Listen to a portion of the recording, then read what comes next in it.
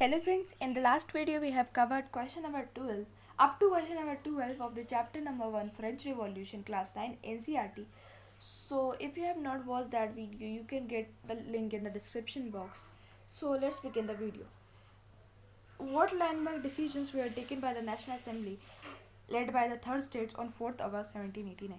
तो लुइस 16 जो था उसको फाइनली रिकॉग्नाइजेशन दिया था नेशनल असेंबली। वो नेशनल असेंबली को फाइनली रिकॉग्नाइजेशन दे लिया था और एक्सेप्ट कर लिया था कि वो जो पावर्स था मोनार्क को वो अब मिनिमाइज कर दे या फिर अब उसको थोड़ा सा रोकथाम लगा दे एक कॉन्स्टिट्यूशन। 4 अगस्त 1789 को जो था वो असेंबली जो था वो पास किया एक डिक्री जिसमें फ्यूडल सिस्टम और ऑब्लिगेशन ऑफ टैक्स को हटा दिया गया कम्प्लीटली। मेंबर्स जो थे क्लर्जी के वो लोग को भी फोर्स कर दिया गया था अपने प्रिविलेजेस को छोड़ने के लिए। टाइट्स वर एबॉलिश्ड और जो लैंड ओन कर दिया गया था चर्च से वो अब गवर्नमेंट को दे दिया गया था, हथिया लिया गया था और वो जो गवर्नमेंट था वो एक्वायर कर लिया था asset worth of at least 2 billion levers. जो मतलब जो भी उस पर डेप्ट था वो सारा का सारा वो वही लैंड से ले पा लिया था। Question number 14 explain the turmoil of the France in the while the National Assembly was busy in Versailles. तो जो नेशनल असेंबली था वो बिजी था वर्सलीज में drafting a constitution for the France. So the turmoil was in the following veg.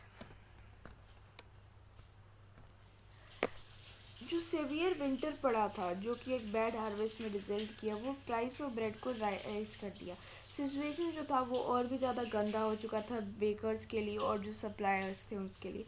जो angry women थी वो हमला कर दी स्टॉप्स पर और जो क्योंकि वो लोग बहुत ही ज़्यादा एंग्री हो चुकी थी घंटों घंटे बाहर खड़े हुए बेकरी क्यू में।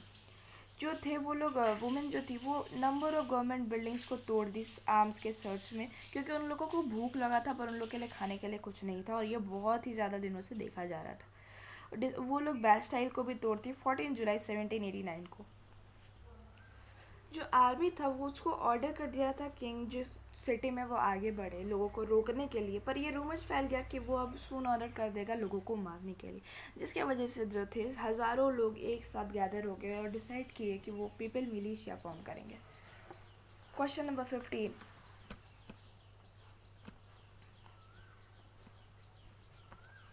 How was the national assembly formed in France the French revolution before the French revolution in 1789? तो जो किंग था वो एक मीटिंग बुलाया था स्टेट जनरल का न्यू टैक्सेस को इम्पोज करने के लिए और जो थर्ड स्टेट थे वो लोग अपने 600 मेंबर्स को भेजे थे जो कि एजुकेटेड थे और जो रिप्रेजेंट करने वाले थे लोगों को और वो लोग कन्वे करने वाले थे उनके रिक्वेस्ट को जो कि नहीं आए थे 40,000 लेटर्स के साथ। क्वेश्चन पॉइंट नंबर 2 जो थर्ड स्टेट थे वो लोगों को पूछा गया था कि वो लोग एक सिंगल असेंबली वो लोग पूछे थे कि एक सिंगल वोट सिस्टम सबके लिए हो जो कि एक डेमोक्रेटिक वे में हो। पॉइंट नंबर 3 जो किंग जो था वो लोग उसका जो डेमोक्रेटिक जो था वो मैसेज जो था या प्रपोजल जो था उसको रिजेक्ट कर दिया जो कि डिमांड था थर्ड स्टेट का। और जो गुस्से में जो थर्ड स्टेट के मेंबर थे वो लोग असेंबली से बाहर आ गए और खुद को डिक्लेयर कर दिए as spokesman for the whole French nation. 20 जून को वो लोग इंडोर टेनिस कोर्ट जो था वर्सलीज का वहाँ पर मिले। वो लोग डिक्लेयर कर दिए खुद को एज अ नेशनल असेंबली और वो लोग प्रण लिए कि जब तक कॉन्स्टिट्यूशन में फ्रांस का मोनार्क का जो पावर है वो लिमिट ना होगा तब तक वो लोग वहाँ से नहीं हटेंगे। जो नेशनल असेंबली था वो जो स्टार्ट हुआ था 17 जून 1789 को और वो जो ख़त्म हुआ था 30 सितंबर 1789 को। Question number 16 what was who was Robespierre why is his reign refer to reign of terror? So Robespierre जो था वो लीडर था जैकोबिन क्लब का जो कि सक्सेसफुली रिवॉल्ट किया था पावर में आने के लिए। रोबेस्पायर जो था वो 1793 से 1794 तक फ्रांस को रूल किया था। जिसका जो रूल था वो बहुत ही ज़्यादा मतलब एक भयानक टाइप का रूल था जिसकी वजह से उसके जो रीजन था उसको रेन ऑफ टेरर भी कहा जाता था क्योंकि वो कुछ ऐसे पॉलिसी लाते थे जिसमें बहुत ही ज़्यादा गंदा पनिशमेंट मिलता था। वो सब कोई कंसिडर कर दिए जाते थे एज अ एनिमी, जो भी उसके मेथड्स को या जो भी उसके आइडिया से एग्री नहीं करते थे, और वो लोग अरेस्ट हो जाते थे या फिर जेल में दिया जाता था या फिर मार दिए जाते थे या कुछ भी हो जाता था। लेकिन वो लोग बहुत ही ज़्यादा गंदा सलूक होता था उन लोगों के साथ, जो अगर वो लोग गिल्टी पहचान लिए गए कोर्ट से, और अगर कोर्ट से नहीं पहचाने गए तो रोबेस्पायर वो लोगों के साथ खुद ही कुछ गलत कर देता था। Question number 17. What was the immediate cause that angered the French people so much so that they stormed and destroyed the Bastille and started the revolution?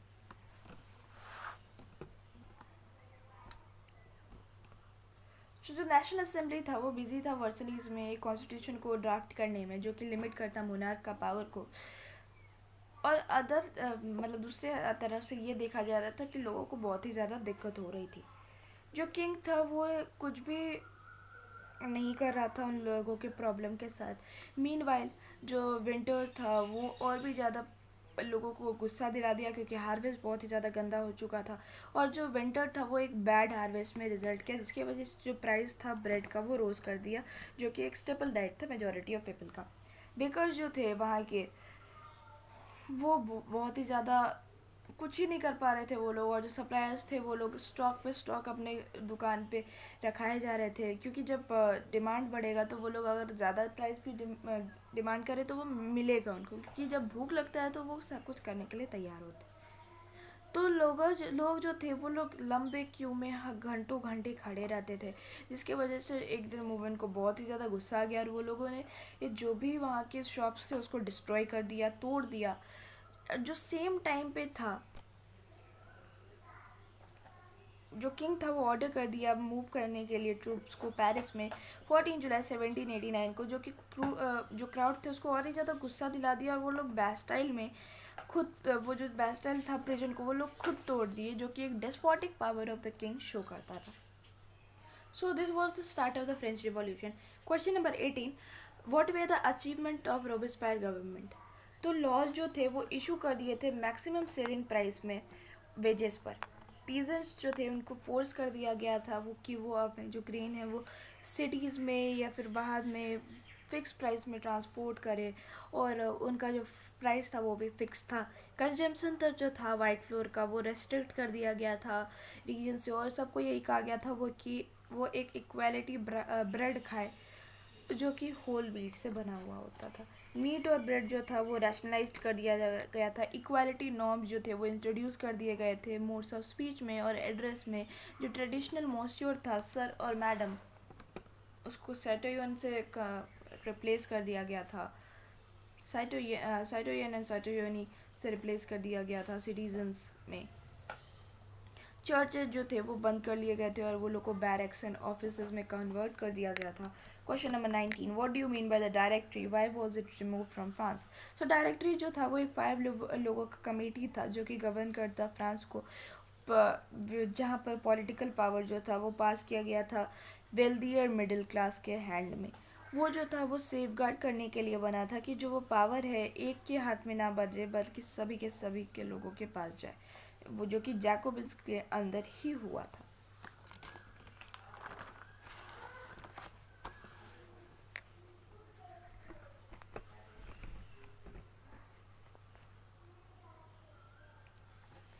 Director जो थे वो क्लैश कर जाते थे लेजिस्लेटिव काउंसिल से, जिसकी वजह से उसको कुछ ना कुछ दिन में डिसमिस करना पड़ा, जो कि एक पॉलिटिकल स्टेबिलिटी ले आया फ्रांस में, जो कि पेव कर दिया military dictator called Napoleon Bonaparte को अपना रूल इस्टेब्लिश करने में फ्रांस में। Question number 20. How did the women suffer from France during the old regime? तो जो ओल्ड रिजाइम था वहाँ पर वुमेन जो थी वो वर्क करती थी, अर्न करती थी, लेकिन उनका जो वर्क था वो बहुत ही ज़्यादा हेक्टिक हो गया था, क्योंकि उन्हें डोमेस्टिक काम भी करना पड़ता था और बाहर का भी। जो वुमेन्स थी वो फ्रूट्स फ्लावर्स वेजिटेबल्स को बेच के अर्न करती थी मनी। जो भी थे वहाँ के मोस्ट ऑफ द वुमेन वो एजुकेटेड नहीं थे जो कि वो लोग जॉब कर पाए। जो भी बस डॉटर्स थी रिच मेंबर्स की माता पिता की, वो ही स्टडी कर सकती थी। वर्किंग वुमेन जो थे वो लोगों को अपना काम और फैमिली दोनों ही देखना पड़ता था। जिसकी वजह से, और ये भी होता था कि उनका वेजेस जो था वो कम होता था मेन के कंपैरिजन में, जबकि वो लोग काम ज़्यादा करती थी, तो भी जिसकी वजह से ये कहा जा सकता था कि वुमेन जो थी वो ज़्यादा सफ़र की थी during the old regime. Question number 21. What were the steps taken from the revolutionary government to improve the lives of women? तो जो स्टेट स्कूल थे वो इस्टेब्लिश कर दिए गए थे, एलिमेंट्री एजुकेशन जो था वो कंपलसरी कर दिया गया था गर्ल्स के लिए, और वो लोगों को फोर्स नहीं किया जा सकता था मैरिज के लिए या डाइवोर्स के लिए, और वो लोग को क्या मैरिज को एक कॉन्ट्रैक्ट बता दिया गया था, और वो लोग का ये रेस्ट्रिक्ट कर दिया था कि अगर कोई भी उन्हें फोर्स कर रहा है तो वो सिविल लॉ के तहत उनके अगेंस्ट केस होगा, और डाइवोर्स जो था वो भी एक लीगल बन चुका था। वुमेन जो थी वो लोगों को एंटाइटल कर दिया गया था, ट्रेन कर लिया गया था कि वो लोग जॉब कर पाए, तो बिकेम आर्टिस्ट और running any small business. Question number 22. Did women participate in the revolutionary activities? What were their demands? So the beginning of the from the beginning of French Revolution, women जो थी वो एक active participant थी इस revolution में। जो भी revolutionary activities हो रहे थे, जैसे फाइटिंग होता था, ये वुमेन के लिए रिस्पॉन्सिबिलिटी था अर्निंग करने का और काम करने का, वो सब करते थे। जो बेस्ट जो क्राउड था जो कि स्टॉर्म किया था 14 जुलाई 1789 को, उसमें एक लार्ज नंबर ऑफ वुमेन थी, मेजॉरिटी वुमेन ही थी। 5 अक्टूबर 1789 को जो large member of women set बना था रॉयल पैलेस वर्सलीज में, वो लोग फोर्स किया गया था कि वो लोग अब अपने फैमिलीज़ को या फिर वो लोग अपनी रिवॉल्यूशनरी एक्टिविटीज़ को बंद कर दें। तो वुमेन के द्वारा यहाँ पे बहुत ही ज़्यादा रिवॉल्यूशनरी एक्टिविटीज़ बंद हो ही रही थी। वुमेन जो थी वो इस्टेब्लिश कर ली थी 30 पॉलिटिकल ग्रुप्स फ्रांस में, जिसमें से मोस्ट फेमस जो था वो रिवॉल्यूशनरी और रिपब्लिकन वुमेन पार्टी था, जो कि रिनाउंड इस्टेब्लिश हुआ था 1793 में पेरिस में। जो कि मेजर डिमांड था वहाँ पर वो था लोग वुमेन का था राइट टू वोट, क्योंकि वो लोग एक्टिव पार्टिसिपेंट थी तो उन्हें राइट टू वोट मिलना ही चाहिए था, और एक डेमोक्रेटिक राइट है तो ये मिलना चाहिए था। फिर जो एग्ज़ाम्पल हुआ जो रिवॉल्यूशनरी वुमेन थी वहाँ के ओम्पिड्यू जोस, चार्लोट क्यूरेडे, मैरी जीन रोनाल्ड, ये लोग एग्जाम्पल थी एक प्रोमिनेंट वुमेन की, रिवॉल्यूशनरी वुमेन की उस समय। Right a short note on the slave trade. तो जो स्लेव ट्रेड था वो 17वीं सेंचुरी में स्टार्ट हुआ था यूरोप, अफ्रीका और अमेरिका में। फ्रेंच मर्चेंट जो थे वो सेल कर देते थे अपने बॉर्डेक्स और नेंटेस को अफ्रीका में। जो स्लेव्स थे वो ट्रांसपोर्ट होते थे Atlantic to Caribbean colonies. These were important suppliers of tobacco, sugar, coffee, जो भी वहाँ पर ट्रांसपोर्ट होते थे उसके साथ भी ये सभी चीज़ ट्रांसपोर्ट होती थी। जो स्लेव थे वो फुलफ़िल करते थे डिमांड फॉर लेबर, मतलब जो वो स्लेव थे उनको लेबर की तरह ही काम करवाया जाता था। वो जो स्लेव था उनके साथ ही बहुत ही ज़्यादा एक गंदा सलूक होता था, एक्सप्लेनेशन होता था पॉसिबल वेज में, जैसे कि डिमांड यूरोप में हुआ था शुगर, कॉफ़ी और इंडिगो के लिए। Question number 24. Mention the different steps for abolishing the slavery in France. तो जो there was a widespread of slavery in European colonies of the Caribbean and the Americas.